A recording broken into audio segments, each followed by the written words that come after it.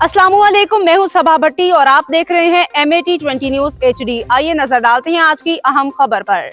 मंडी बहाउद्दीन सूबाई वज़ीर ट्रांसपोर्ट बिलाल अकबर खान ने तहसील फालिया के सैलाब से मुतासरा इलाकों जिनमें चक शाहबाज आबाद, कादिराबाद, जागो नौशहरा, भटियां समेत मुख्तलिफ देहातों का मुआयना किया। सैलाबी सूरत हाल, मुतासरीन की बहाली समेत रेस्क्यू ऑपरेशन काज को जायजा लिया।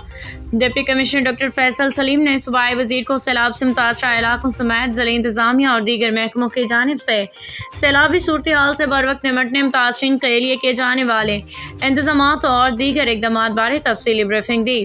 डिप्टी कमिश्नर ने बताया कि सैलाब मुतासरीन के लिए फ्लड रिलीफ सेंटर्स की तादाद बढ़ाई गई है। डिप्टी कमिश्नर ने बताया कि अब तक 3233 अफराद को सैलाब से रेस्क्यू किया गया। सूबाई वज़ीर ट्रांसपोर्ट बिलाल अकबर खान का कहना था कि मुश्किल और मुसीबत की इस घड़ी में हुकूमत सैलाब मुतासरीन के साथ है और उनकी बरहाली के लिए भरपूर इक़दाम कर रही हैं। सूबाई वज़ीर का कहना था कि दरियाए चिनाब में तारीख का सबसे बड़ा सैलाब आया। पेशगी इंतजाम के बावजूद भी बड़े सैलाबी रैली ने ज़मींदारों, काश्तकारों का बहुत नुकसान किया।